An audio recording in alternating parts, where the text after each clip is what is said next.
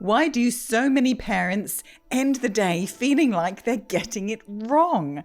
Why do we judge ourselves so harshly even when we're doing our very best? Today's guest believes the answer might not be in our children's behaviour at all. It might be hidden in the stories we tell ourselves. Andy Baker has spent more than 20 years helping parents, educators and care professionals understand human behaviour. He's a best-selling author, trainer, behaviour specialist and host of the Able to Care podcast. His work centres on a simple but powerful idea. If we want to understand the people around us, we first need to understand ourselves. In this conversation, Andy explores why our brains are wired to notice problems, how the scripts we inherit shape the way we parent, and why curiosity may be far more powerful than judgment. This is a conversation full of compassion, wisdom, and practical insight for every parent, carer, and educator. Welcome to Raising Kind Minds. Because your voice today becomes their voice tomorrow. Let's dive in. Andy Baker, welcome to Raising Kind Minds. Thank you very much for having me. It's a genuine honour to be here. We have so many juicy questions for you because you have such a range of expertise, but we want to dive in first of all with your fully human self. We know that you've spent over 20 years working with behaviour that's challenging and behaviour that has challenges, that challenges others. But we thought it would be really pertinent to understand your beginnings. At the very beginning, when you were really quite young, just 16 years of age, you were a victim of violent crime. Now, this, I'm sure, has a profound impact on all aspects of who you've become. How did that experience shape the way you understand yourself and the way you understand other people and how you navigated your life from then on? It's always going to feel one of those strange things to take something that most people would perceive as negative and say that it was the best thing that ever happened to me. Obviously, luckily, I came out of it unscathed and no harm done. But it was that kind of foundation that forced me to start exploring myself. So I was on a night out with a friend who I'd been feeling poorly. So we went for a walk around the block of my local town that I still live in. And yeah, this guy approached and pulled a knife on us. And it was a surreal experience in many ways. Reflecting back, I'm sure I've changed the memory as I've recalled it and laid it down a million times. But it was one thing I felt significant shame afterwards. It wasn't something that scared me. I was scared to leave the house afterwards. It was this sense of shame that I had.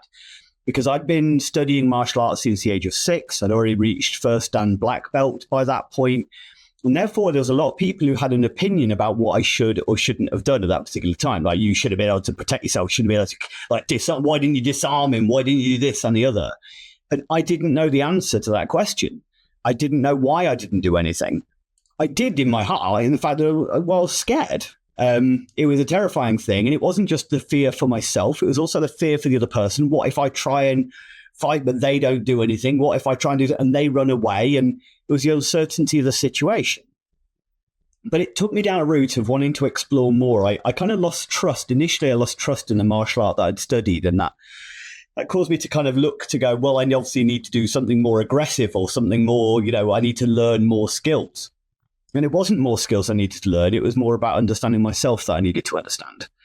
And so I came across the work of a guy called Jeff Thompson, who's a longtime martial artist. And he wrote a book called The Elephant and the Twig. Well, the first one I read was actually called Dead or Alive. And that book basically introduced for the very first time the idea of fear.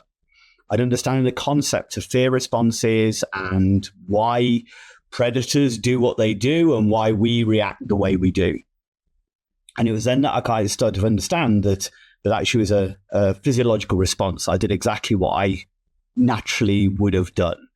And that helped me to overcome the shame of it. But it took me down this rabbit hole of human psychology. And I'd always wanted to be a zoologist when I was a kid. That was my aim. I wanted to be a zoologist because I loved animal behavior. I loved studying animals and just watching any animal. I used to have like constantly woodlice in a tank, constantly just watching them engage and stuff like that when I was a kid. Because I just loved animal behavior. I did my work experience at Tricross Zoo. So I kind of wanted to be David Attenborough, literally him, which is why I studied biology and drama, because I thought, well, that's definitely what he knows. Because I didn't realize that studying psychology was a thing. It wasn't the animals I was really interested in. It was behavior that I was really interested in. So when I was then old enough to kind of start weaving my own pathway rather than being told what I should and shouldn't do, I didn't go to university when I left. I didn't do well at school in the last couple of years of my life. It was when I found that route later on that actually I found my calling. I found my passion. I found my hyper focus. As far as psychology and philosophy, and so it took me on that route there. So I can't look back with any negativity. The guy who mugged me, I served years later when I used to work at the pub. I served him a pint. He didn't know who I was, but I knew who he was, and I'd already kind of done a lot of my dealing with. I had no anger, had no negativity. It was a case of like, who knows what was going on in his world that caused him to act that way. And therefore, I'd already started my journey towards empathy and understanding rather than judgment and condemnation.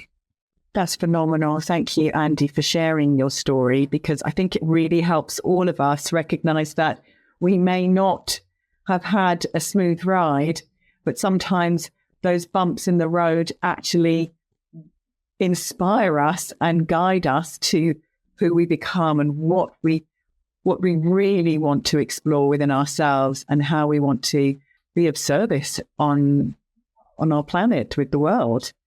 I must say, I do have a huge aversion to woodlice, so I'm glad I didn't know you as a kid, because I used to have nightmares about woodlice. So that's a relief.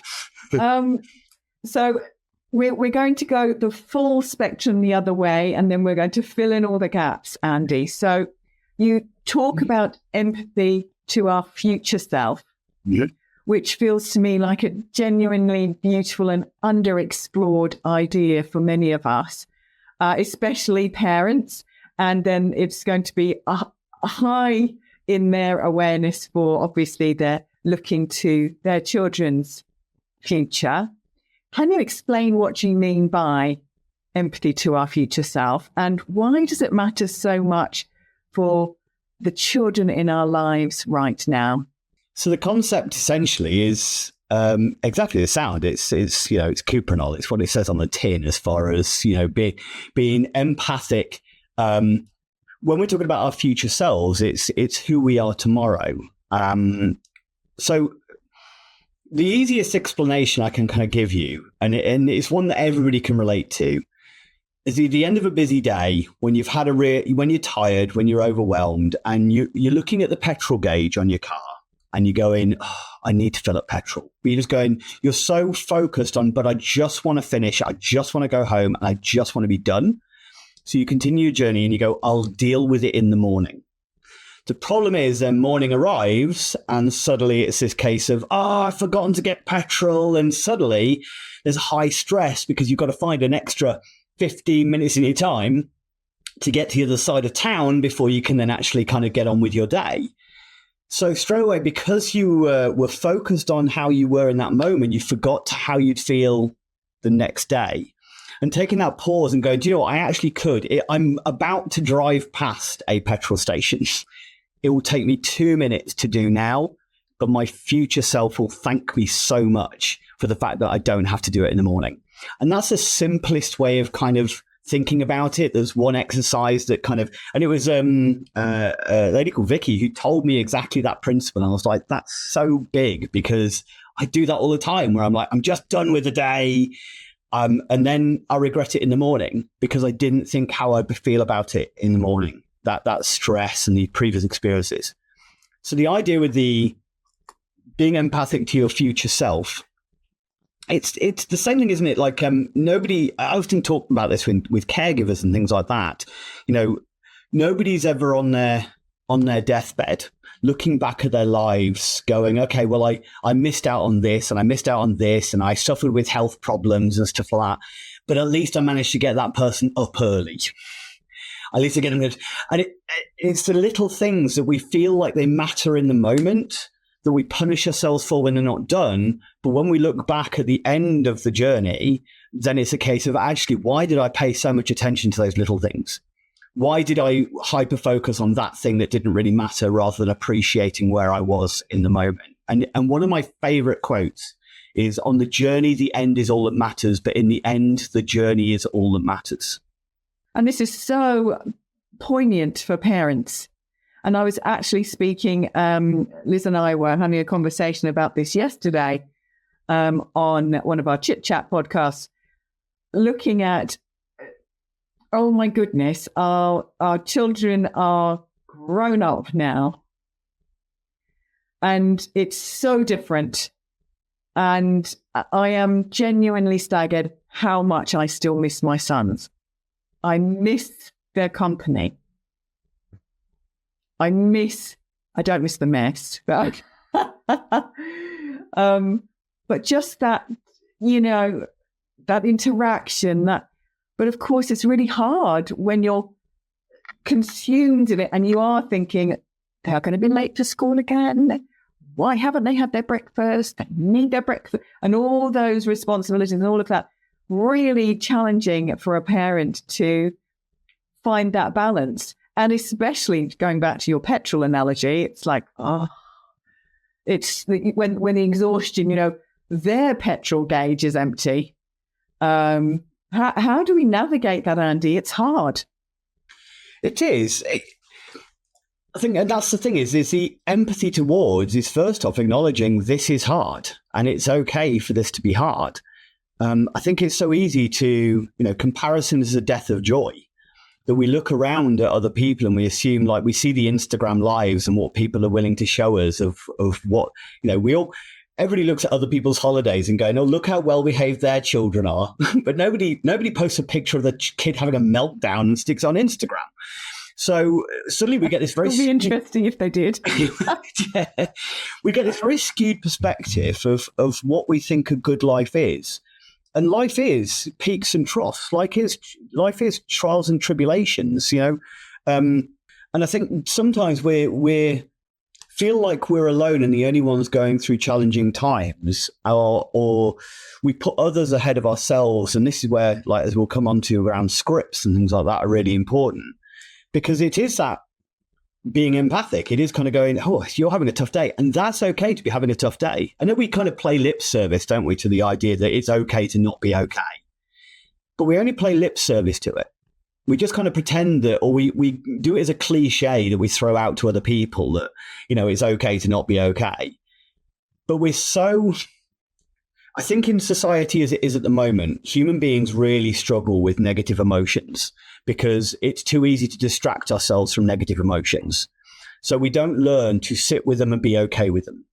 We don't learn to reframe them in our own head going, sadness isn't bad. It's just letting me know that something's not okay in my world. Guilt isn't bad. It just lets me know I've not met my own expectations in some way. Anger isn't bad. It just means that somebody else has done something I perceive as detrimental or has not met my expectations. The emotions themselves aren't bad, but we have this list of what we consider to be good and bad emotions.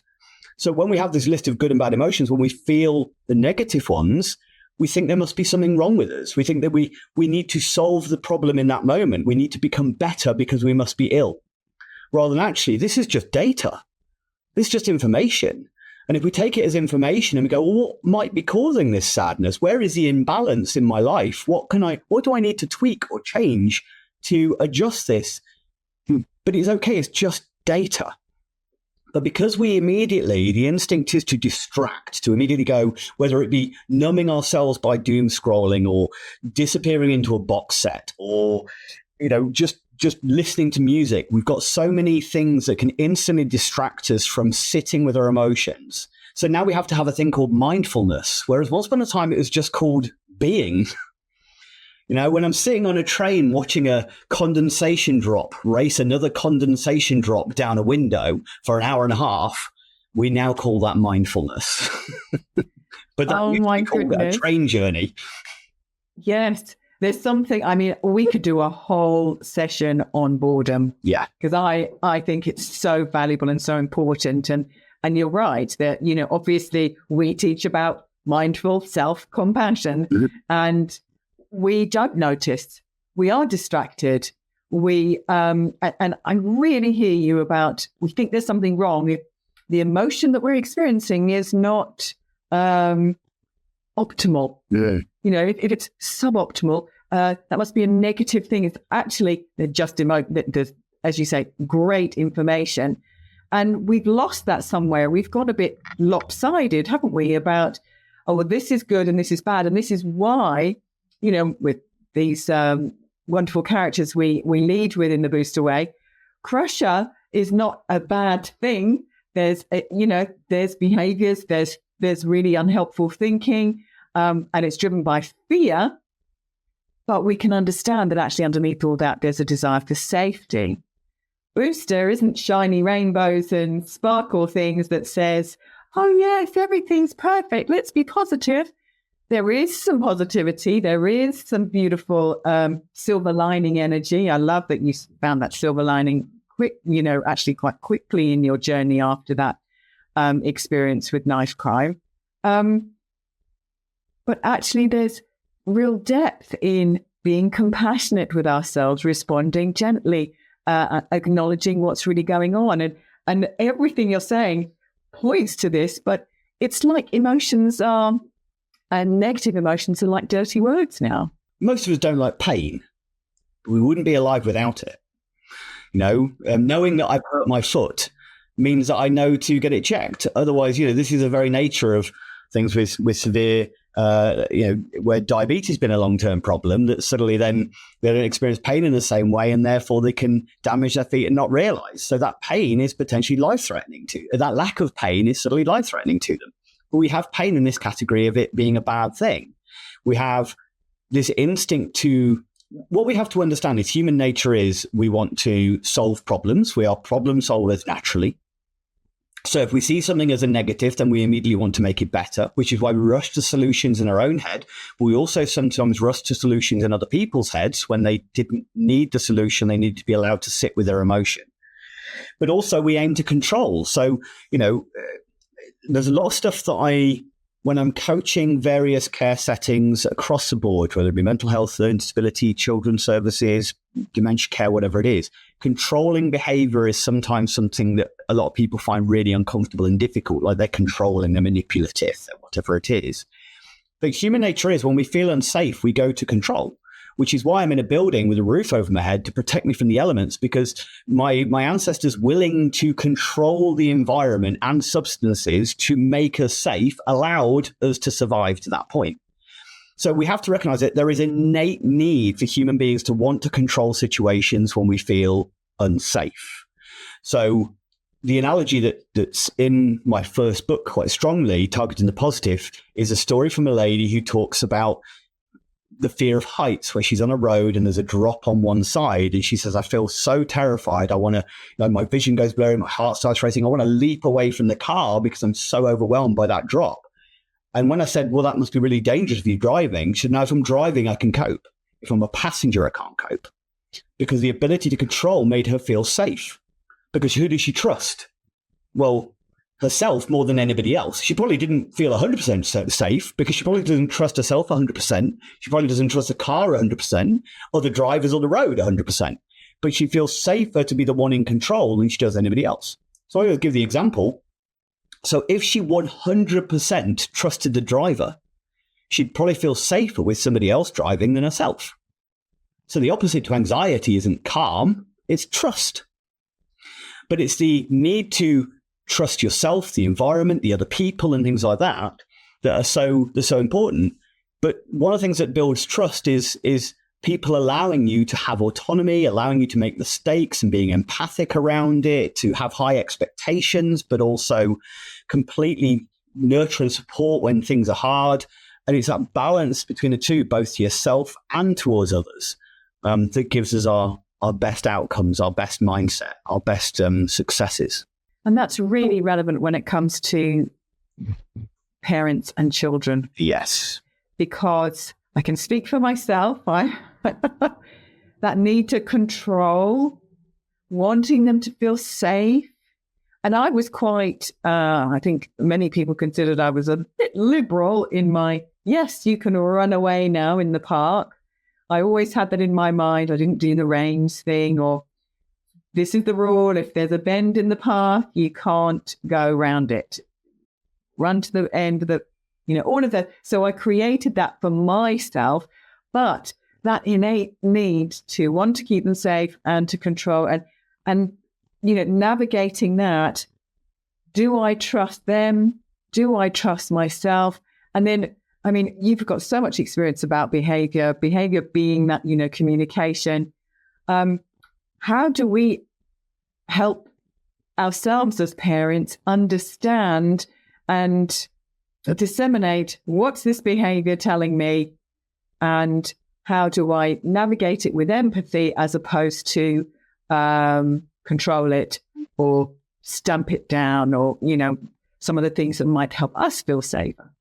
One thing is, first off, I've got to manage my own reaction to it is obviously important. So grounding myself and being calm. And as you mentioned, kind of the introduction, the respond rather than react principle. And it may just be, before I react to this, let me just take a breath. Let me just pause for a second. And it doesn't need to be, anything long-winded. It's just that pausing step, that brief moment as, okay. And then it's practicing. And again, like anything, it's a muscle, as you mentioned in the introduction, it's a muscle that needs working.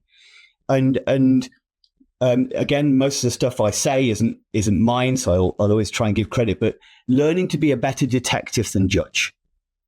And it is a muscle that needs working on. And you can do it. What I always encourage is, if you want to do it as a parent, don't only do it as a parent, also do it as a partner, do it as a stranger in the street, do it in every moment of your waking life. Try and practice the habit of being curious rather than judgmental, being fascinated rather than frustrated, being interested rather than irritated. Make it a habit in what you do. So even if it's that person who cuts you off in traffic, rather than jumping to look at that typical such and such driver, or baby, or whatever it is, go, I wonder why. I wonder what's going on in their world. Wonder if they're struggling with something. I wonder if they're in a rush to something. I wonder if they're desperate for the loo. I wonder if they think that's an okay behavior. I wonder if they're just a little bit lost in their own thoughts. Because we do this, we're very good as human beings with cognitive biases, where our own behavior we put down to social environmental factors, but other people's behavior down to their personality. So the reason that I cut that person off in traffic is because I was in the wrong lane and didn't realize, and I panicked, and I thought I gave them enough space, and I thought I signaled and whatever. The reason they do it is because look at that typical such and such driver. So, and I give the example, this is where we, bring into scripts and stuff. Let's say that I have a script. Is it, if I hold the door open for you, you should say thank you. Okay, you should appreciate me doing that. So then if somebody doesn't say thank you and hold the door open, I'm left feeling irritated. I'm left feeling, oh, how rude. And I feel a little bit of tension in myself, a little bit of frustration in myself, and I walk away going, And that adds into the evidence sometimes, especially people who have sometimes a slightly negative perspective on life, that see, people aren't good. Okay? And it's just another cognitive bias. It's another reminder where you're catching negative behaviors, which is why I don't watch the news, because why would you want to just reinforce that constant idea of the world is a bad place? Most people are lovely. Most people are boring. That's probably what I'm saying. They're neither lovely or negative. They're just boring. And I don't mean that in a bad way. But I guarantee that everybody who's moaned at somebody for not saying thank you for opening a door, at some point has had the door open for them, but maybe they're struggling with the bags, maybe they've been focused on their kids, maybe somebody saw something in the shop that grabbed their attention. They didn't, and like 3 steps ahead, they've suddenly gone, I didn't say thank you.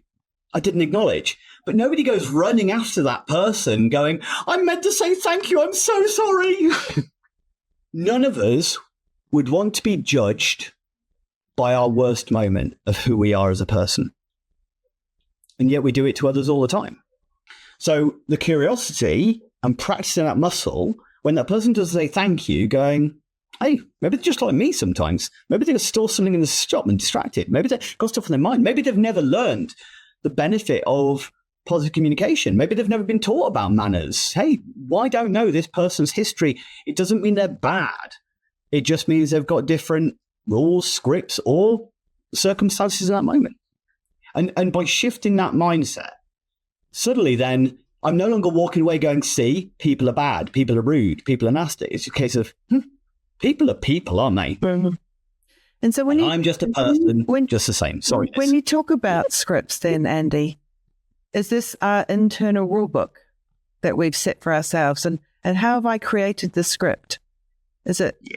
Can you say more about that? Yeah, definitely. So there's numerous theories around this, and it comes from various different sources, whether it be transaction analysis or cognitive behavioral therapy. But we're looking essentially at kind of schemas, and schemas are the narratives or the rules that we kind of set of what is a good person and a bad person. And those are set, well, from all over the place, whether it be from role models, caregivers, whoever it is, even media, are going to plant these little seeds of what makes a good or a bad person. And these schemas are kind of how we then see the world as far as who we should be within it, or what gives us value and worth, and whether we're living a worthwhile life, and what success is, and all of these kind of things are basically schemas.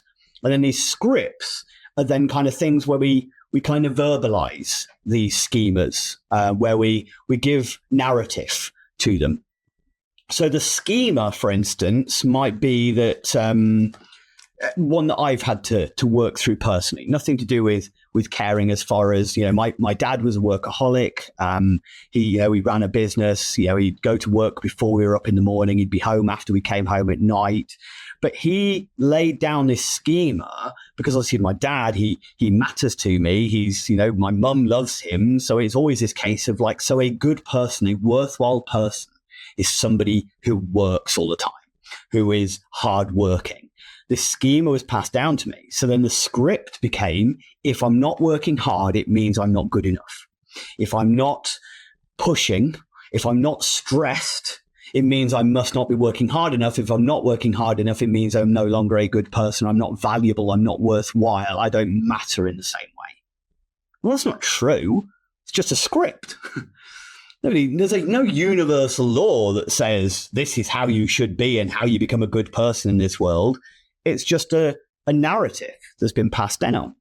But then that script of should or should not affects not only how I judge other people. So if I see somebody else who's not working, well, they're not a good person because they're lazy.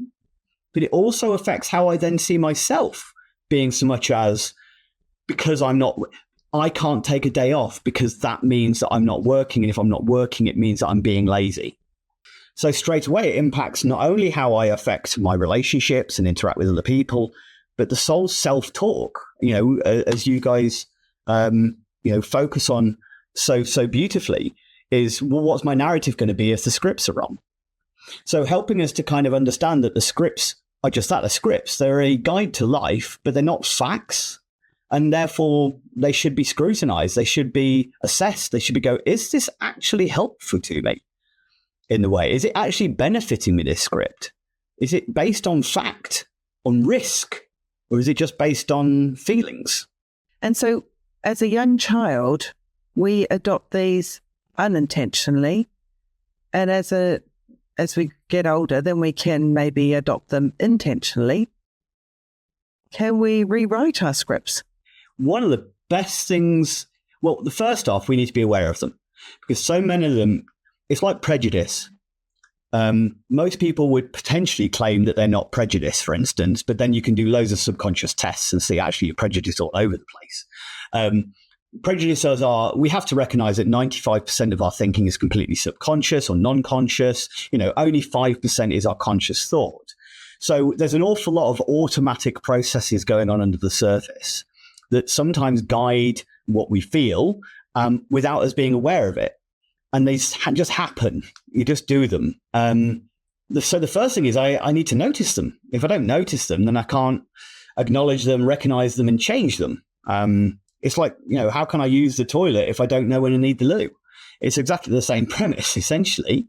So the first thing I've got to be able to do is recognize these scripts, recognize these voices, recognize this, internal self-talk or schemas or whatever it is, which takes, it takes a lot of self-reflection. It takes every time that I engage in something and I feel something, I should be reflecting afterwards. This isn't just a case of like, oh, today I'm going to notice all my scripts. It doesn't quite work like that. It is genuinely kind of bringing to the surface. Self-awareness is a journey in itself. And then after self-awareness, then I'm moving into self-management. And self-management is then, okay, well, what am I going to do when I hear these voices, these words, these things? And then that's where I need to develop the habit of recognizing them, analyzing them, and go, okay, is this based on risk or is this based on values? And if it's based on risk, then, hey, really good justification. If it's based on values, then I need to maybe be a bit more rigorous in the way that I analyze this. Now, one of the things that I found really, really useful, and it's really simple, is first off recognizing the feeling. So if, let's say, I've got an expectation, because this is what they are, expectations of how people should or shouldn't behave, how I should and shouldn't behave. So any time that we're feeling an emotion that we may recognize as sadness or frustration or irritation, it usually means that, especially if it's towards somebody else, it means I've not met one of my expectations. So then I need to analyze that and go, okay, I'm saying that they, like, let's say I've got a partner and I don't hear from them. They should have called me. That's the instinct in that moment, which means then I feel frustrated because they should have called me. I've created this rule that they should have considered me. They should have thought, I'm not being curious. Hey, I wonder how busy they are. I wonder where their brain is. I wonder if they're struggling. I wonder if they're okay. I'm going, they should have called me. If I change that narrative very quickly to rather than should have, well, it would have been nice. Just getting rid of the should and shouldn'ts. So catching those should and shouldn't phrases in my head, or must nots in my head, and then changing the language immediately to going, well, it would have been my preference. I would prefer it if. It would have been nice if. I like it when. Just that simple change in language from should and shouldn't immediately changes my feelings to recognize actually it's a me belief rather than a universal law of fact. And that was something that I found massively useful to me, that changed how I felt towards myself, how I felt towards others, how I interacted in relationships, everything. Just that simple shift. And I'm still working on it every day. Those scripts are still always going to be in there, peeking their ugly head above the surface, making me feel something in a moment towards a person because they did or didn't do something that I think they should or should not have, whether it be a child, whether it be my partner, whether it be my parents, whether it be my sister, it doesn't matter, whether it be myself. But I have got so much better at catching it, acknowledging it, not beating myself up about it, and then just going, okay, that's not based on facts, that's based on feelings. Let's analyze this. And do I need to set this as a boundary? Because it's okay to sometimes. So we can't just go, no, scripts are important, because sometimes it's about boundary. It's how I'm treated. It's that I deserve to be treated well. But then I need to respond to this and talk about it and maybe negotiate rather than react to it. Or actually, is it just, I'm being petty. It doesn't matter. Relinquish that control. It doesn't make them less. And that's a lot of work in the gym, the mental gym. Yeah, it really does sound like it, to be aware. So first of all, we've got to notice them and then choose to maybe react differently. I really like that, looking at your partner. I'm thinking about our parents who are listening to this podcast and they're expecting that their partner shows up in a particular way, or their children show up in a particular way, especially when they take them out. You want to have model children who are well-behaved. And if they are not well-behaved and not model children, then we feel like it's almost a reflection on us that we're a bad parent, rather than the kid just doing what they're doing. And we're doing the best job that we can. I know certainly when I was a young mum, I had, if I'm thinking in the terms of what you're speaking about, I think I must have had a script going that we receive things from our parents that they come down the line. So I expected that I would probably be a mum like my mum. And, but of course, I've never spoken to my mum about this all these years later, and she's still alive. So I could have a conversation with her about it. But I think I had her on a pedestal that she was a model mother, because there must have been so many challenges in her world that I was not aware of, but I only saw it from my perspective. Look, I definitely wanted her to spend more time with me, but she always seemed to be cool, calm, collected, having it all, everything was organised. And yet when I became a mum, that wasn't my experience. I really felt I was navigating with a pillow over my head, because I just couldn't see even the next step of it. And so therefore I made up whole new stories about me, which I've relaxed about as the years have gone by. But wow, that's really powerful, Andy. Thank you. Right. Well, you've described two different scripts there that come from one schema, and one is that a good parent has good children. Well-behaved children are good, and parents who have well-behaved children are good parents.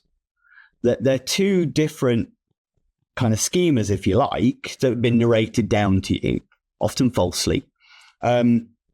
That then we internalize, as you said. So when our children then are struggling to regulate, struggling to manage emotionally, or we've set certain expectations, and we perceive them as being ungrateful, then we then become irritated with them.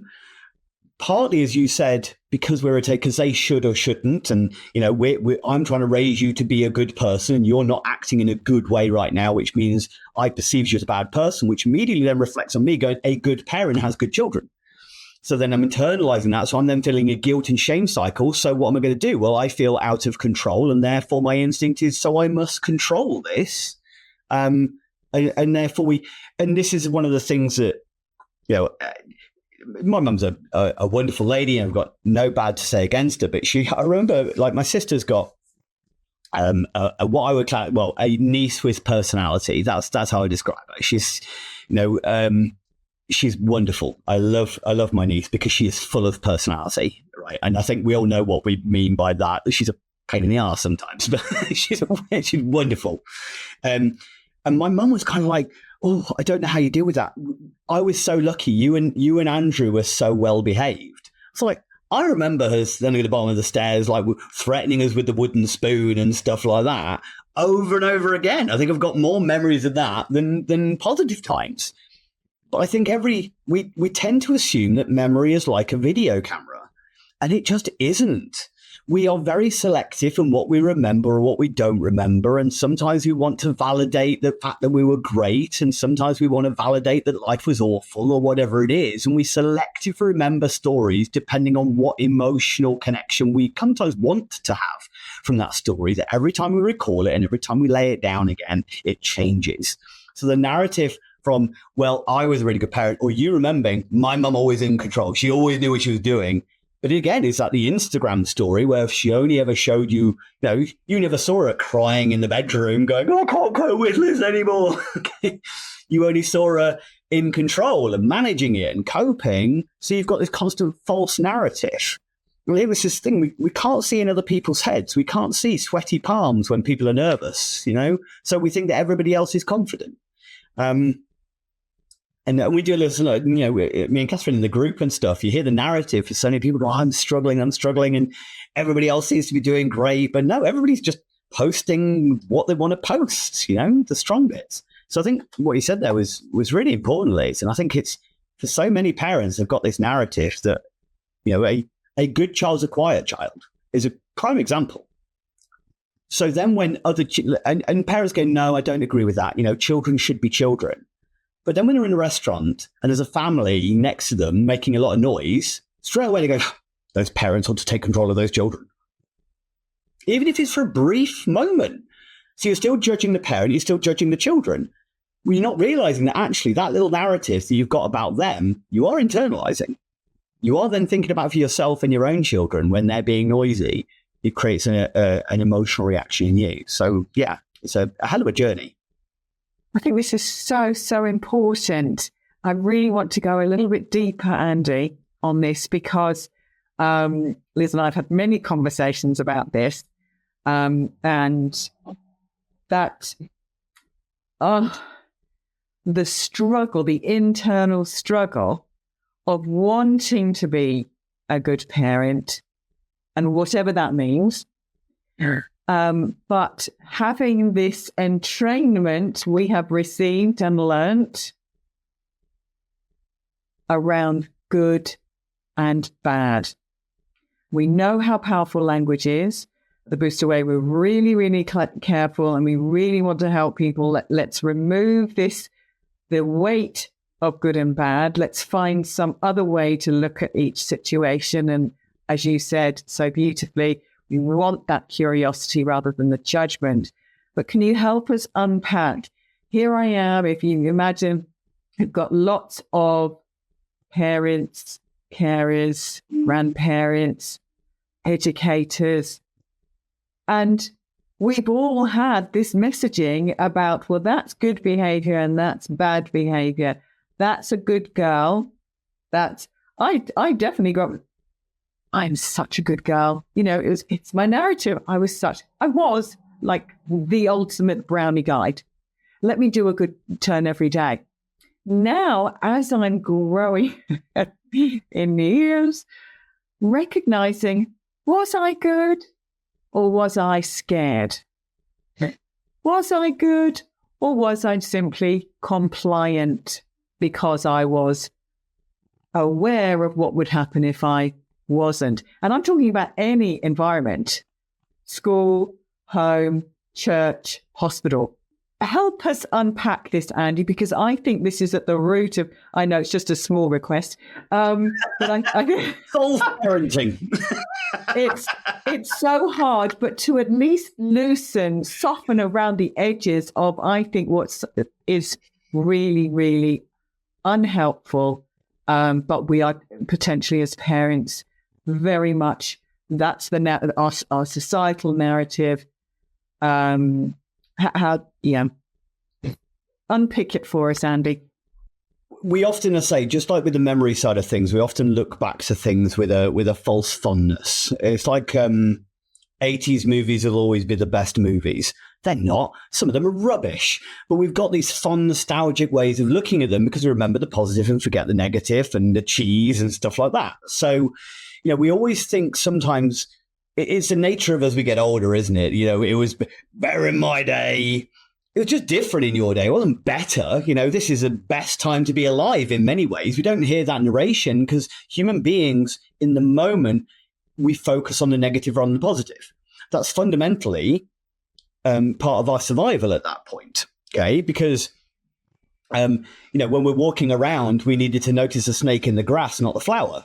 So it's really important in the moment that we focus on negative. But when we're sitting around the fire, we're talking about how we overcame our adversities, how we did these amazing things. So the narrative in the past is one that was always either highly positive or highly negative, depending on the narrative. So I think sometimes we have this idea. So many people, I do a lot of stuff around letting go of behaviorist models of, punish the bad and reward the good. Principle of behaviorism that we know worked scientifically, but there was a lot of stuff they ignored because they couldn't measure it. And it's far more complex than pop psychology kind of led you to believe. And extrinsic motivators aren't the best way of encouraging people to live their best life. But letting go of that's really hard because it's ingrained within society. You do something good, you get something good. You do something bad, there's a consequence. That's how life is. That's how consequences should be. And we've got this false narrative that's why I don't. Karma's nonsense, because there's people out there who've done amazing things and are suffering every day, and there's people out there who've done terrible things that are living the life of Riley. So I don't quite get where they think that the universe does kind of then balance it out. No, it doesn't. Life's unfair. But we have this narrative that we cognitive bias, so we notice the times it ticks a box and not the times it doesn't. So, but because of this idea of justice and things like that, we sometimes have this skewed perspective on how behavior should be managed, how we should be kind of, so therefore we hear this thing, well, that's how my parents raised me, never did me any harm. I got smacked as a kid, never did me any harm. My therapist told me. We know that one. That's the finish of that sentence, isn't it? We came from this time where, again, we were starting to kind of experience technology and distraction, but we're also then, our parents were very firm and authoritarian to many degrees. And therefore it felt okay. But then you've got a society with people with high mental health rates at the worst they've ever been, struggling with resilience and coping strategies, struggling with being bored, constant people pleasers, perfectionists, and those with imposter syndrome. And we have to kind of go, well, where did they come from? Well, a lot of it is down to the narratives and the role models that are around us that kind of set these things. So, yeah, okay, we've survived, but we've survived despite, not because in some ways. But we, again, looking back with rose-tinted glasses. So I think, one, it's letting go of, like, there's stuff that your parents did right and there's stuff that they got wrong. And that's okay. The same it is for every generation that we're learning. We have this weird false narrative in society that parenting is something natural and easy. But if you look at some of our closest ancestors, like baboon tribes, for instance, okay, typically most mums, their first few infants don't survive. Okay, we're not allowed the practice.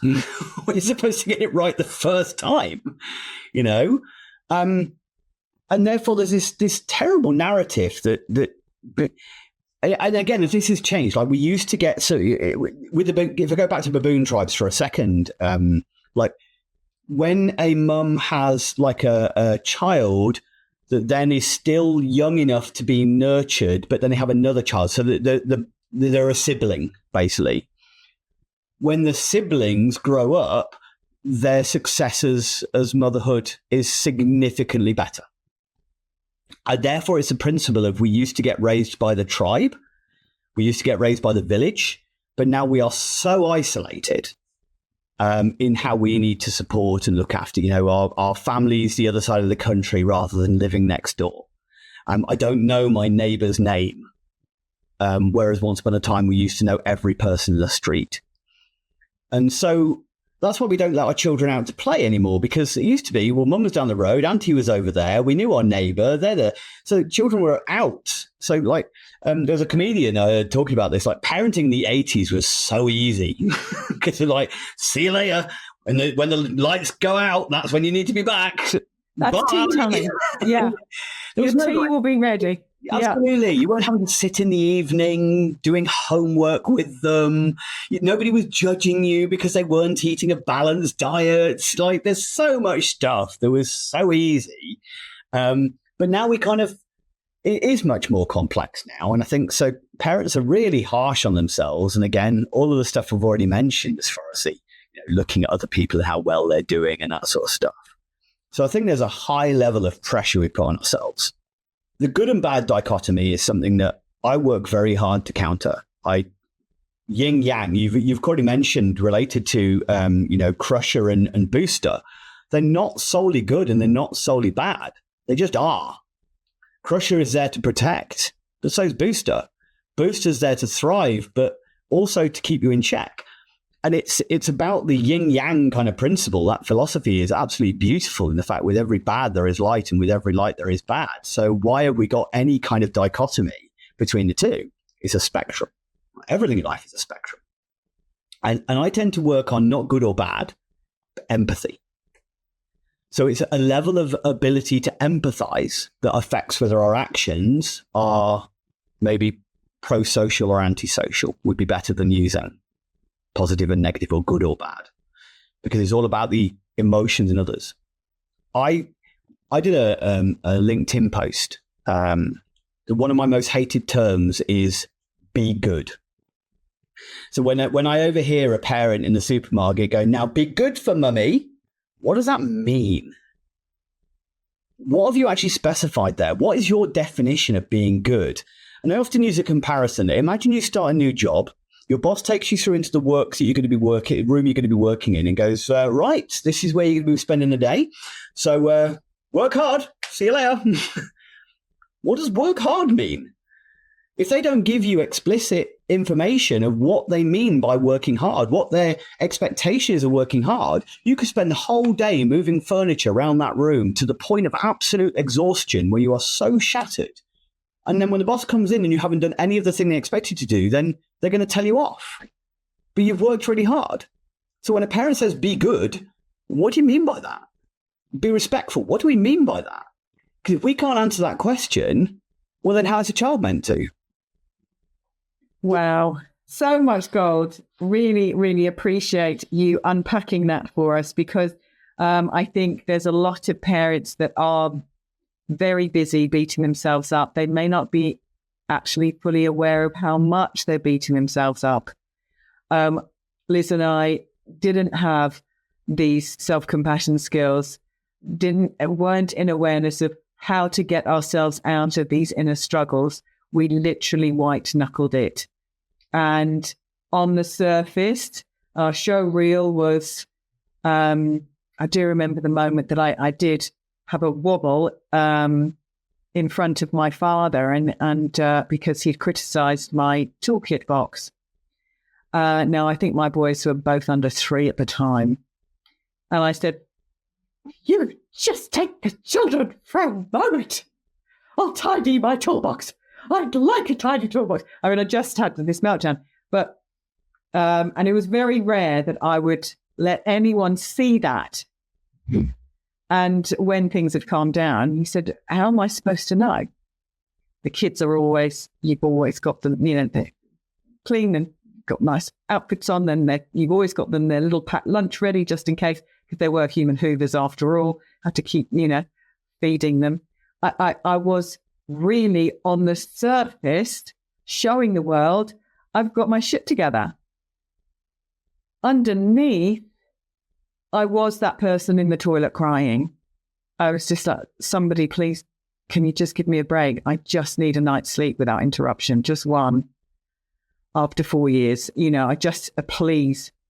And I know that that negative voice got incredibly loud when I did react and not respond, because I was so sleep deprived. I was so tired, and I just don't want to fight about peas on the plate one more time this week, or whatever it was. Meal times were always difficult with one of my sons. And without empathy, without self-compassion, without that self-kindness, without that regulation, and with that level of isolation that you also named, it can become a living hell inside your own head as a parent without anyone knowing. Mm-hmm. And that is a very painful. So that's one of the things, that's why what you shared is so, so important. Recognizing how responding, not reacting, can be helpful. Recognizing what our schemas are and that negativity bias that can suck us into really unkind self-talk. Recognizing that if we don't reach out for help, we are isolated, and that isolation can lead to depression, can lead to those really dark feelings that make things even harder. And then we go straight back into the polarity of good and bad. I'm a bad mum. I'm such a rubbish mum. Oh my gosh, I just lost it at my boys. And then, of course, we spiral into that and get caught in it. And then we seek evidence. Thank you, brain. We get more evidence of what a terrible mother we are. And then that cycle of shaming and blaming. And so everything that you've been sharing today has been so, so valuable to help us as parents, as educators. I used to do a lot of wellbeing work with educators and say, the first step is for you. You must take the oxygen first. That classic line. Well, and especially for a parent like me, when I was first a mum, I didn't know. I wasn't even aware what was running the show. I was totally asleep in that respect. So I think that the conversation that we've been having together will have really maybe opened some eyes. People will just go, I had no idea that's what's been playing underneath. So I absolutely, when Kathryn says, any 3 top tips would be amazing, start here, and here, that would be fabulous. Thank you. As we've already kind of mentioned, the punishment reward mentality is intuitive and instinctive, and there is an element where it works. But I always say that like social conditioning or social learning is more important. So sometimes we have to role model or think about what we're role modeling for what we want our children to be. And think about that. So when we're thinking about empathy towards our future self, we're also thinking about empathy towards our child's future self. So we're also thinking about, okay, well, I'm setting a precedent of who my child will become. Like, why did I have to battle with the concept of being like of overworking and always feeling like I could never let go? And if I stop, then everything will fall apart. Because that's what my dad lived with. That's how he role modeled to me, of being a workaholic. And my dad is not a bad man, and he worked so hard to provide a future for us, but I still can get easily caught in the same trap that he presented of being. I have to remember to be the dad that I want to be in the moment, of taking that moment to do something with my son and making sure like I went to jiu-jitsu with him, not just sent him to it because I was too busy at work. It's those little bits of not just about, I need to role model this part. I also need to role model other bits. Like, is that a positive thing, the way I'm acting and doing right now? Actually, what am I showing my children? So if it's a case of I'm so burnt out because I'm trying to do everything for them, but then what you're role modeling, that a parent is somebody who should be burnt out. Whereas it should be a case of, well, parents should be somebody who remembers to take as much care of themselves as a, but again, it's a script, isn't it? You know, a good parent puts their children first. The number of times I see it on, and kind of, again, the Instagram-esque world going, oh, my kids are my world, and my kids come first. And like, well, they shouldn't. You should come first to a degree. What's going to make sure they're healthy and alive and loved and stuff like that. But it's such a false narrative again, because if you're not okay, they're not okay. So I think that's one thing, is remembering what you're role modeling and look at what you are role modeling. The other bit is don't forget to play. There's a like a well-being wheel that some people may have come across, which is looking at different areas of your life in a kind of a circle, and you've got work and finance and stuff like that. It's a great tool, and I recommend anybody out there to kind of utilize this tool. You can easily Google it, well-being wheel, and fill it in yourself. And what he's looking at is balance within your life. And one of the things I found a lot when I was struggling with my own mental health is that sometimes it was because my balance was off. I wasn't exercising enough. I was doing too much work. I wasn't spending enough time socializing. So it looks at kind of all of the different aspects of kind of life. And you draw a bit of a guide, kind of, well, where am I? On a scale of 1 to 10, where do I feel like finances are right now? Okay, well, it's down at 2. And it's going around. And there's a couple of different ways of using it. One is to see where there's an imbalance. Like, my finances are really poor, but I'm really socializing well. Maybe I need to socialize less to save me some money, so balance out the finances, because my finances are the stress. Okay. So we're looking at where the balance is. But there's another thing that I think is really good that a coach once told me. What is 10? If we're saying it's on a scale of 1 to 10, what is 10 to you? Because sometimes I think we forget to ask ourselves that very important question. Like, on a scale of 1 to 10, where are you as far as health is concerned? You might go, it's a 2 because I'm never going to the gym. Well, but what is 10? Because 10 might be, well, if we just went to the gym twice a week, I'd feel pretty happy with that. But I don't think we've ever quantified what 10 means to us. It's like finances. Do you want to be a billionaire? Or would it actually just be a case of like having an extra couple of grand a year be all you need? And therefore, actually, that you're not as far away as you think you are. So I think that's a really useful tool. But play and fun should be considered as far as that wheel. How often are you remembering to just stop worrying about what your kids are going to be, have, do, what you're going to be, have, do, and just be in the moment and have a laugh. Stop taking life so seriously and just I know the TikTok videos are where they're smacking each other with tortilla wraps and stuff like that. I'm just like, do that. Just make that a weekly occurrence of just, get a balloon and play with a balloon, trying to play keepy uppy. Just allow yourself to be the excited child every now and again, where all responsibilities can be forgotten, even if it's giving yourself permission for just half an hour of, even playing a board game with a child. Don't worry about the rules. It doesn't matter if there's cheating. It doesn't matter about the rigidity. Just let yourself have a laugh with it. So that's second one. And that's the third one is then, and all of this needs to be done with intent. You cannot just wing this. You cannot just spend your day just going, oh, just get up. Because if you always do what you've always done, you'll always get what you've always got. So you have to kind of shift into a level of intent of going, okay, well, what do I want my day to be like? What do I want my future to hold? And things like self-care, sometimes people are so adverse to self-care because they think it's like sitting in a bath for an hour with a glass of wine, and I don't have time for that. But it can just be remembering to take a breath, or maybe stepping outside when you first made your cup of coffee. Rather than going straight upstairs and cracking on, just step outside the back door and just take one deep breath, take a pause to listen to the birds, and remind yourself that most of the time life is good. And you can either take the dog for a walk because you have to, or you can take the dog for a walk because it's 5 minutes where you just get by yourself to engage with nature, to take a breath of air, and that's it. It doesn't need to be like the adage of, I can't engage in fitness because I can't spend an hour at the gym. But you could do one push-up while the kettle's boiling. Oh, my goodness. I'm very, very happy you mentioned fun and play. I really am. It's obviously vital in the work we do.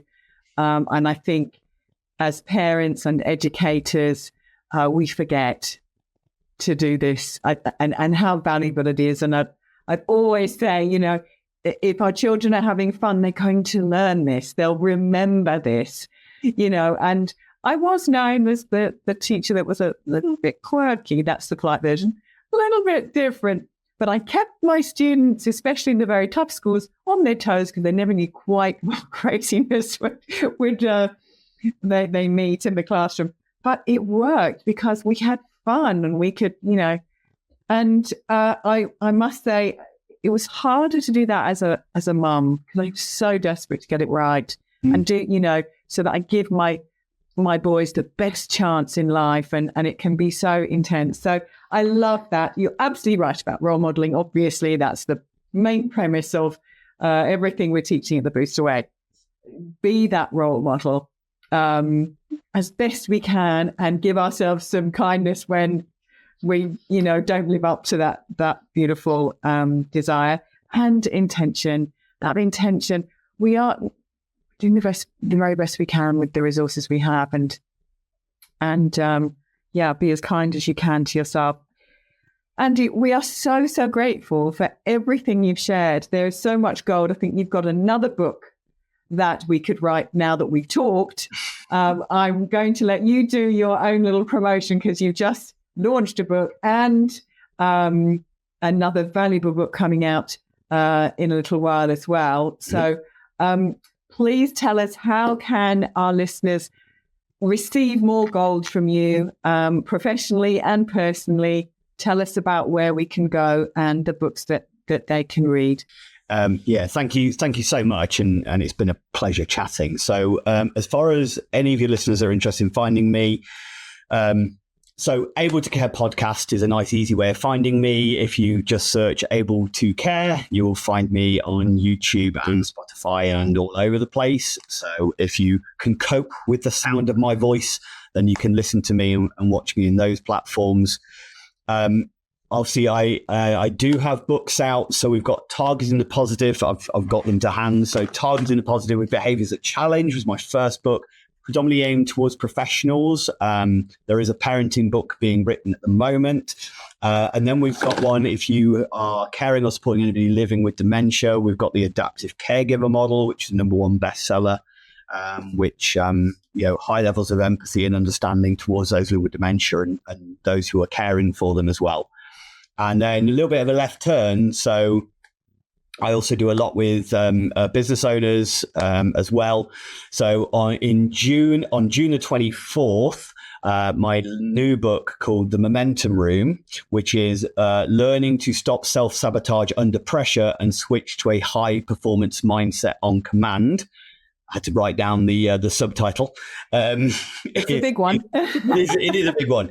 Yeah. So it's helping mainly founders, but anybody with significant responsibility. So it could be parents, it could be managers, it could be leaders of any description. How to avoid self-sabotaging under pressure, and helping them to shift their mindset to better cope with that pressure on a day-to-day basis. So that's going to be the book that comes out in June, which I'm really excited about. It's definitely a bit of a passion project. So, well, we can highly recommend everything that's available there. Andy has been a great inspiration for me personally when it comes to learning and growing.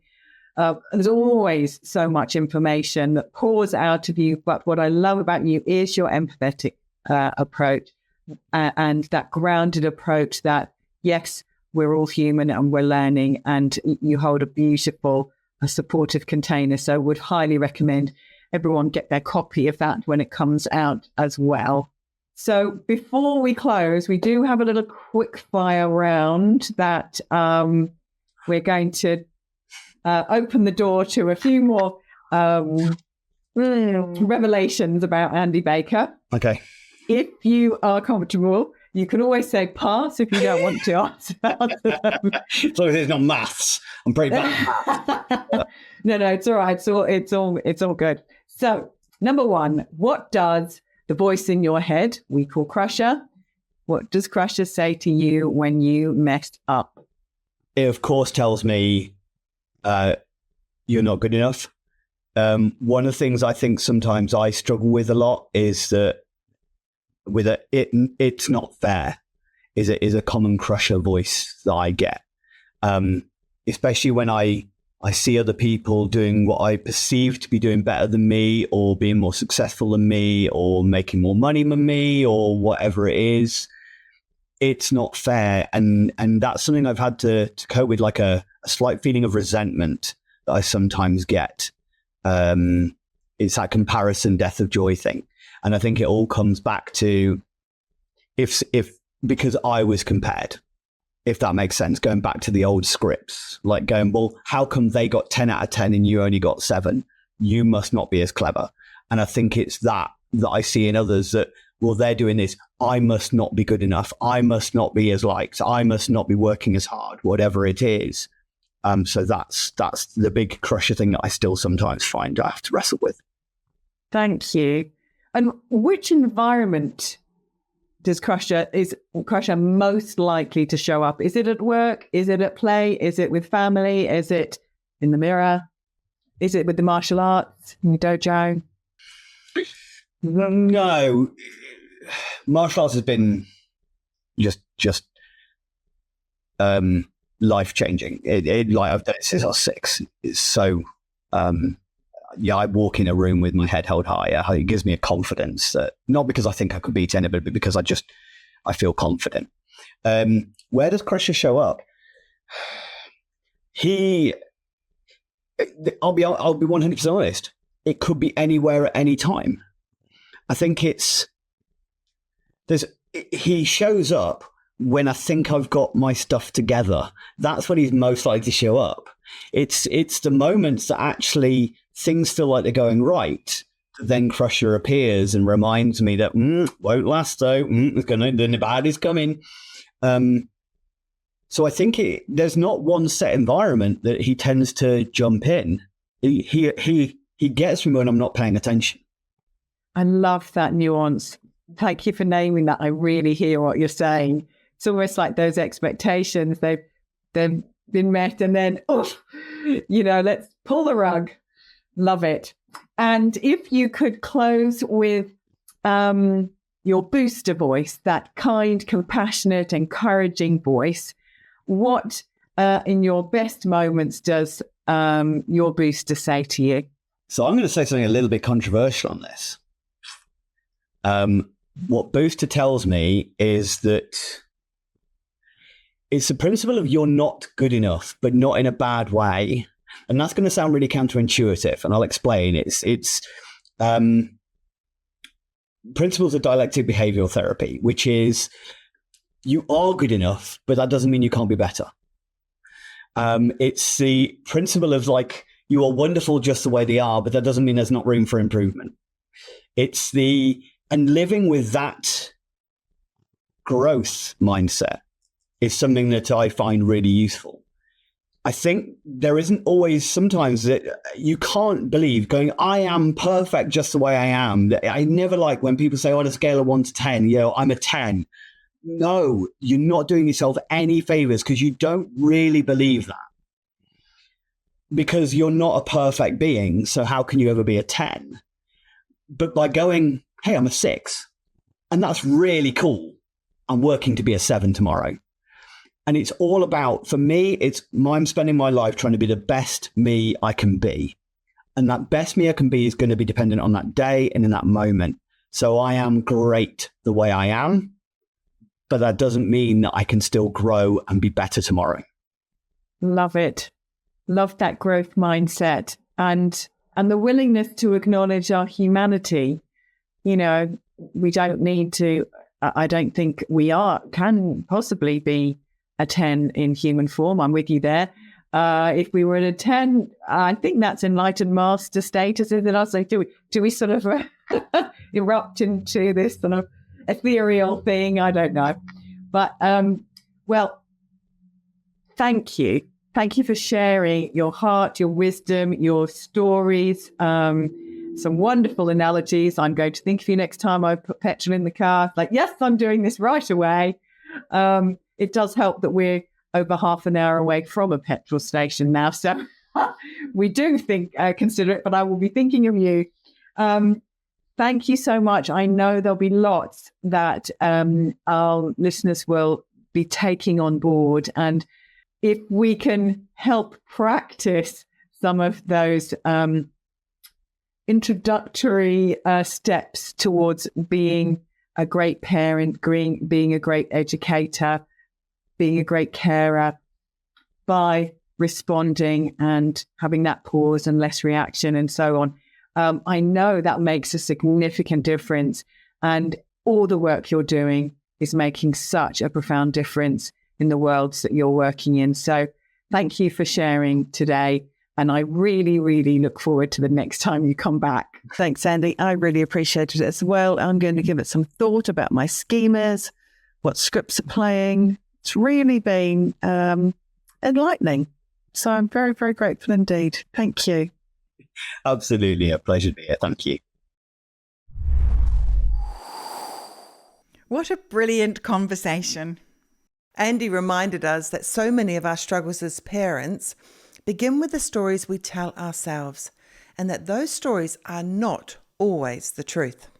In our next episode, we step away from the interview and explore what really hit home for us personally. We'll be talking about negativity bias, the pressure to be a good parent, the scripts we inherited growing up, and the advice we wish we'd given our younger selves. And we invite you to reflect on one question before you join us. What story about yourself as a parent might you be treating as a fact when it's actually a script? If today's conversation has got you thinking about how your child talks to themselves, we invite you to take our free quiz. You'll find the link in the show notes. It takes just about 90 seconds or so, and we'll show you exactly what's going on for your child's inner voice right now. And if this episode resonated with you, share it with someone you love, a parent, carer, or teacher who might need to hear it today. Word of mouth is how we grow this community. Here's to raising kind minds, starting with your own.